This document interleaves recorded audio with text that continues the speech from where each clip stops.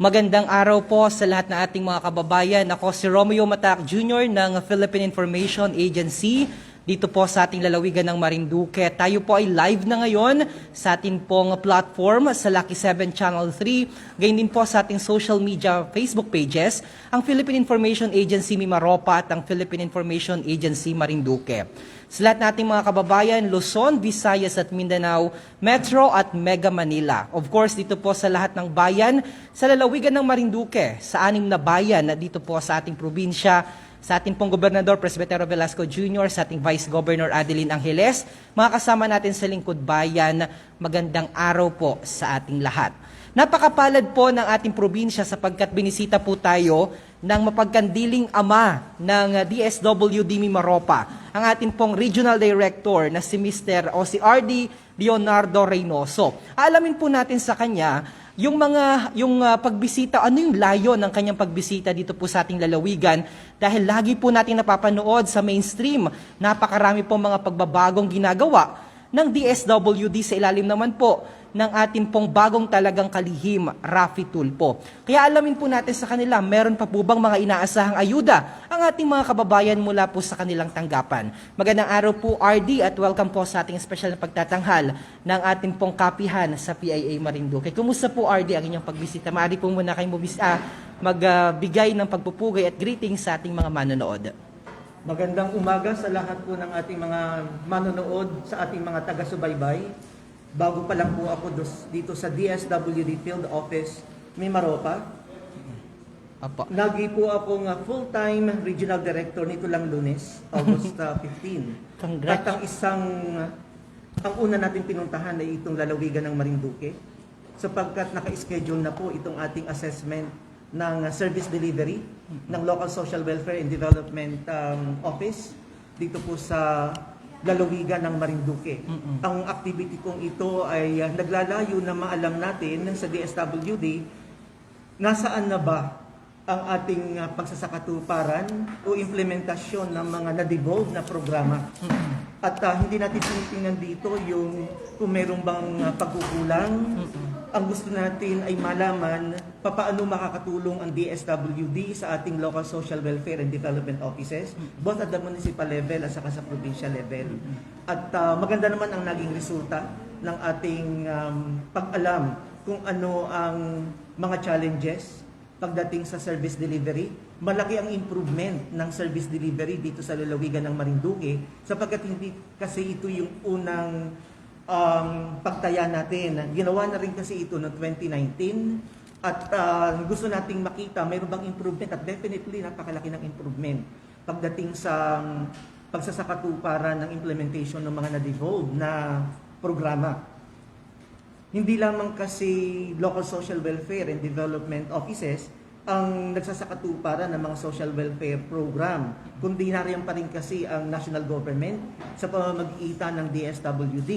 At dito sa Marinduque, meron tayong social welfare and development team na siyang tumutulong sa ating mga local government sa ating LSWDs. Okay, so yung tanong mo kanina na ano yung mga pagbabago o mga binabalak ng ating kalihim. Alam natin siyempre yung binabalak niya ay para sa kabutihan ng ating mamamayan at ang una nga niyang binanggit ay ang paglilinis ng listahan ng mahihirap. Kasama na siyempre dito yung listahan ng mga benepisyaryo ng Pantawid Pamilyang Pilipino Program.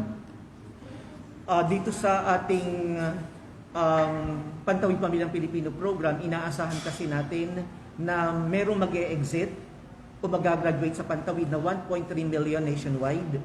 Dito sa ating rehiyon, tinataya natin na ito ay mga 65,000 households.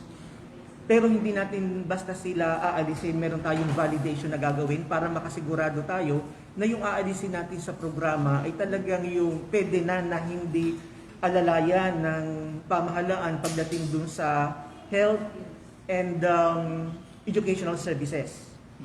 Pero hindi nangangahulugan na porque wala na sila sa Pantawid Pamilyang Pilipino Program ay hindi na sila makakakuha ng iba pang programa. Qualified pa rin sila sa ibang programa pa ng DSWD.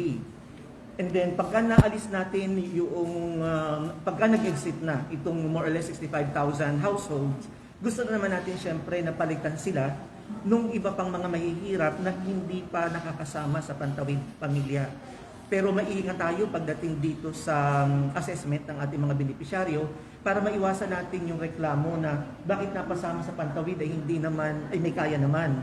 O kaya naman ay doon sa sitwasyon na bakit hindi napasama sa Pantawid Pamilyang Pilipino program o mahirap naman. So ito yung pinag-aaralan ng DSWD, kinakailangan ay magi tayong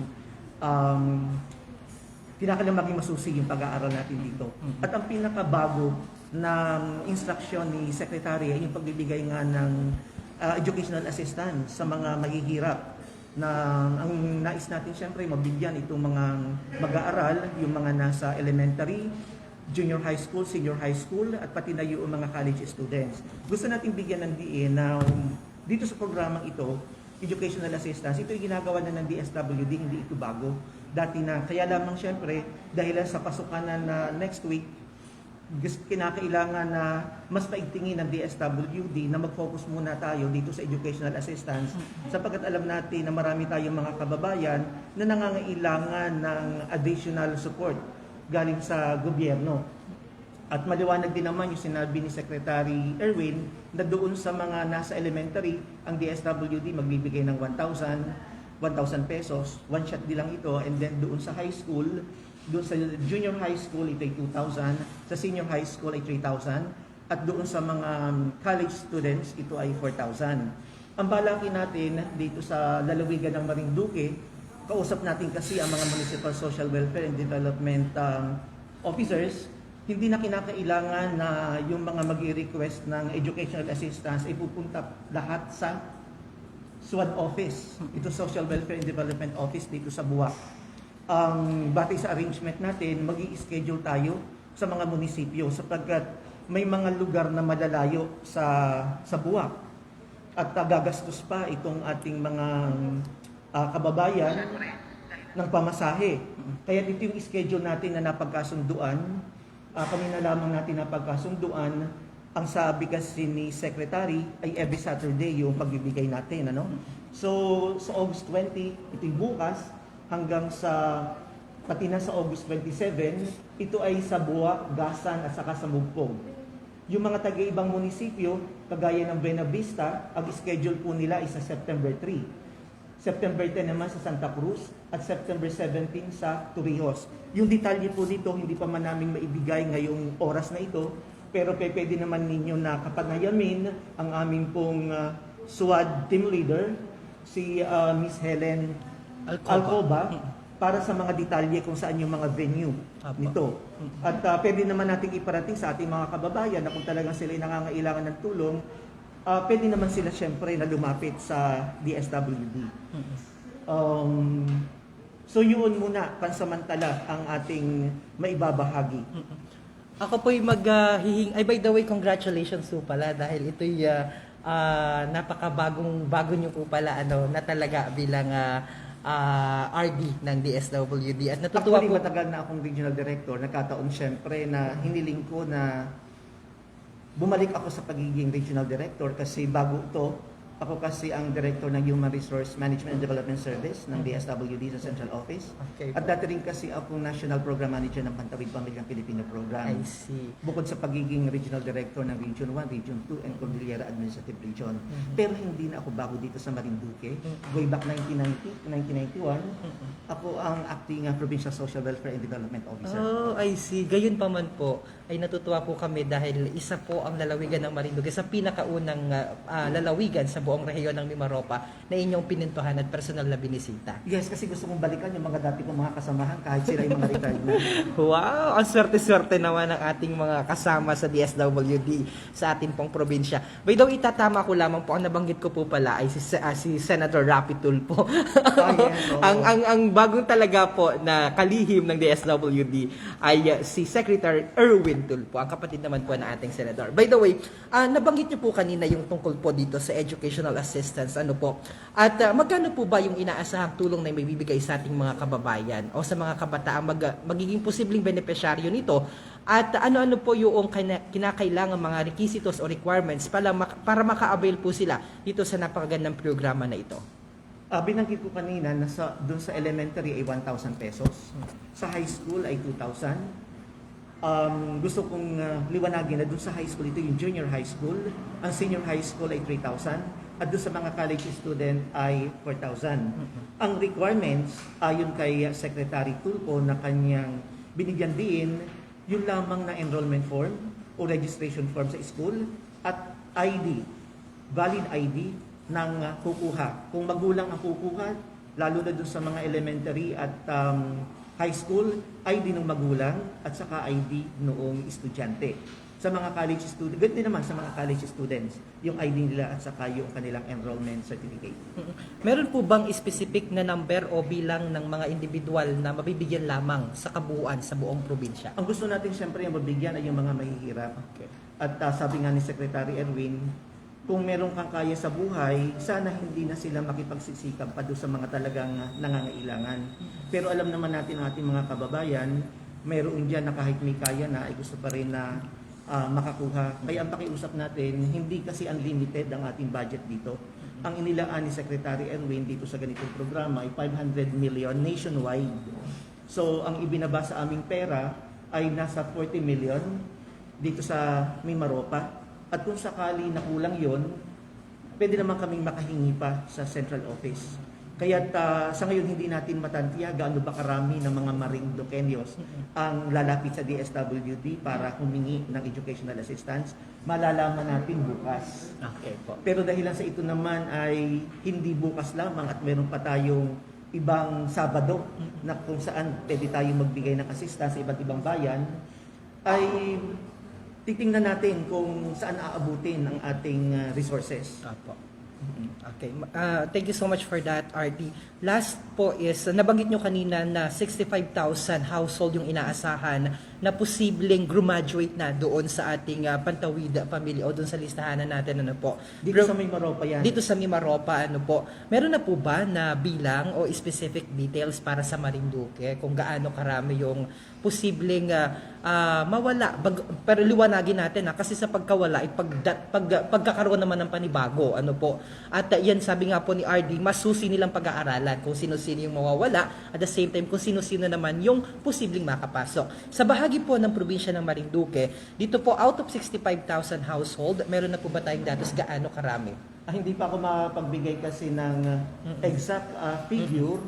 Sabi ng ating SWAT team leader ay nasa 40,000. 4,000. 4,000 lang. Okay. Pero yun na nga, kinakailangan ay ma-validate muna natin ito at kahit sabihin na ito yung listahan ng 4,000, hindi rin naman tayo papayag na basta alisin yung mga sa tingin natin ay dapat ay suportahan pa ng gobyerno natin pagdating sa education and health. And thank you so much for that. And also RD, nabanggit po ng ating kalihim, Secretary Tulfo, na yung mga individual na pwedeng makapagsabi kung halimbawa ay yung mga marites daw po na hey, yung aking kababayan dapat hindi na tumanggap dahil ito naman ay may kapasidad, kayang-kaya naman nilang tugunan yung kanilang pangangailangan, ay pwede po ba nila yung ipaalam sa ating SWAD o sa mga bumubuo po sa ating local social welfare and development offices? Sa programa po ng Pantawid Pamilyang Pilipino Program, kasama na o embedded na po kasi dito yung grievance mechanism. Okay. So yung binanggit po ni Secretary Tulfo na pwedeng magsumbong, hindi na po bago yun. Okay. Kasi pwede naman po talaga na yun naman po yung nararanasan natin na mayroon tayong mga kababayan na nagsusumbong sa DSWD na dapat hindi na siya kasama sa programa. Pag kami natanggap tayong ganung sumbong, hindi naman nangangahulugan na atin agad pinakikinggan. Kinakailangan i-validate din natin. Kasi pagka minsan kasi, baka galit lamang siya doon sa kanyang kapitbahay, kaya isinumbong. At naranasan natin niya nitong 2011, after ng barangay elections, na ang nagsusumbong mismo ay yung mga kapitan ng mga natalo na isinusumbong nila yung kanyang mga kababayan na hindi bumoto sa kanya. Kaya importante on the part of the DSWD na tingnan pag-aralan at lubang sumbong na ito ay totoo ba ito. At ang pwede kasing magsumbong mismo yung DSWD personnel na kung meron siyang benepisyaryo na sa tingin niya hindi na kinakailangang mag-antay siya ng sumbong ng mga iba pang tao. Dapat ay sa kanya mismong antas o sa level niya ay i-report na niya na itong benepisyaryong ito ay nakaangat na at nakaangat na sa buhay at pwede na siyang mag-exit sa Pantawid Pamilyang Pilipino program. Nako, maraming salamat po sa napaka-detalyadong paliwanag, RD. At kami po ay natutuwa dahil personal po namin kayo nakadaupang pala dito sa Marinduque. At atin pong pinasasalamatan at sinasaluduhan ang buong pwersa ng DSWD Mimaropa. And of course, sa ating napakasipag at lagi po namin kasama at sa tuwi-tuwi na ay kailangan po kasi nating ipaalam sa ating mga kababayan kung ano po yung ginagawa ng ating pamahalaan, lalo na po nitong mga kaparehas na sangay ng gobyerno na ito para hindi sila nagtatanong kung ano po yung ginagawa naman nila para sa ating mga kababayan. Baka may hindi pa po ako na itanong sa iyo, RD, na mahalagang sabihin mo sa ating mga kababayan. At the same time, yung mensahe nyo po sa aming mga kababayan na patuloy po naman na umaasa sa tulong po ng ating gobyerno, partikular na ginagawa ng DSWD. Sa bago pong administrasyon na pinamumunuan ni Secretary Erwin Tulfo, umasa po kayo na mas paiigtingin pa ng DSWD ang paglilingkod na may malasakit. Kaya nagpapasalamat din ako sa inyo sa pag-interview niyo sa akin ngayong tanghali para maibahagi naman namin ang ginagawa ng DSWD. Maraming salamat. Magandang araw muli. Once again, yan po ang ating Regional Director ng DSWD Mimaropa, RD Leonardo C. Reynoso. Siya po ay talagang nagpaunlaklaan ng panayam sa atin dahil immediately after this interview ay tutulak na po siya sa bibiyahin na po para matugunan naman yung ibang pangangailangan nating mga kababayan sa ibang mga probinsya sa rehiyon ng Mimaropa. God bless po, RD, at nawa po ay maging maayos ang inyong pagbalik sa inyo pong tanggapan. Kasama po ng buong pwersa ng Philippine Information Agency sa amin pong Regional Director kay RD Victoria Mendoza at sa amin pong kasakatuwang na media sa Marinduque News Network at sa radyo natin. Kami po ay nagpapasalamat sa lahat ng mga nanonood at tumangkilik sa ating espesyal na pagtatanghal ng ating pong programa ngayon dito sa Marinduque News Network at PIA Marinduque. And of course, once again, thank you so much kay Miss Helen Alcoba. Ako po si Romeo Matac Jr. nagsasabing mabuhay ang bawat Marinduqueño saan mang panig ng mundo. God bless everyone.